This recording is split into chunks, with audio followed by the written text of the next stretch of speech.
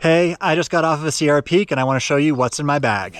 My philosophy for packing my day pack is twofold. First of all, I do subscribe to the school of fast and light. The less stuff you have, the faster you're going to move, the less amount of time you're going to be out there, and that just makes your life a lot easier. You're going to need less water, you're going to need less food. I also think it can be safer depending if weather's coming in, you can sort of run away from it faster.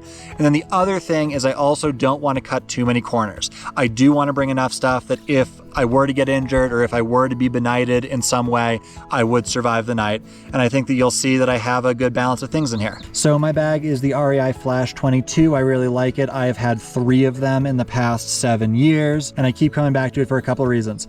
First of all, it has an ice axe holder.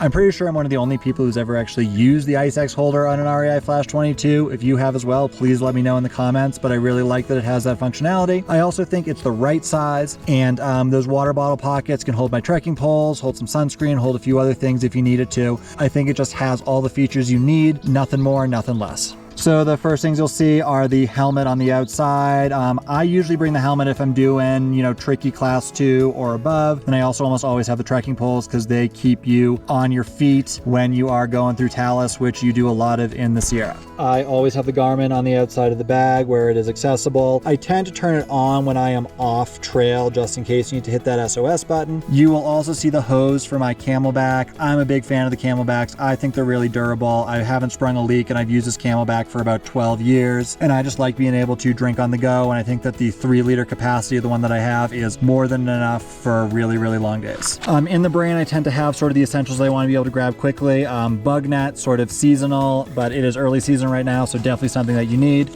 Headlamp, I don't care what it is, I always have my headlamp. I actually have my headlamp on me almost all the time. I keep it in the backpack I bring to work every day, so I always have it, and I definitely have it when I'm in the mountains. Last thing I have up here is going to be bug spray once again because it's early season and I need it. Top of the bag, I have my snacks, which I always keep in some type of separate container. I tend to be sort of like a grazer and a muncher, more of a snacker. So I just bring a bunch of different things. I have some gorp in here. I have some dried mangoes.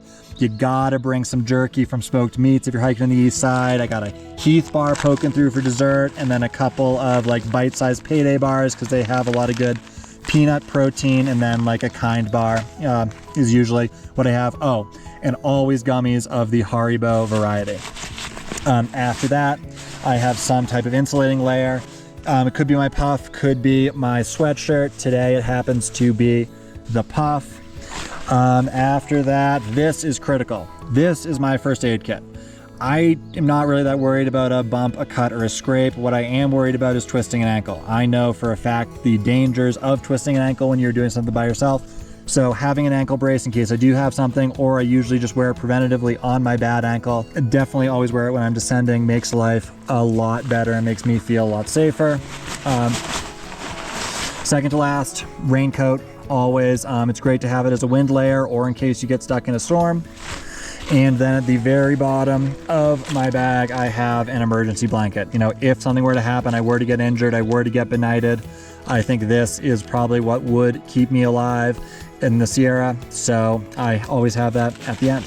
So that's what's in my bag. A couple other things that I sometimes could add depending on what's going on would be some type of snow gear. So the ice axe on the outside, like I mentioned, and then the crampons and the micro spikes will both fit in the bag with everything that I showed you. The last thing would maybe be a water filter depending upon the length of the hike and the water availability just in case of emergency. But that's about it. I love my setup. It gets me to a lot of amazing places in what I feel like is a safe and efficient manner. Please let me know what you think. Please let me know if you have any questions. Thank you so much for watching. Please hit that subscribe button if you want to see more California adventure content or any type of sort of hiking informational content. Is something I'm going to be working on really soon. Thank you so much for watching, and I hope to see you on another adventure.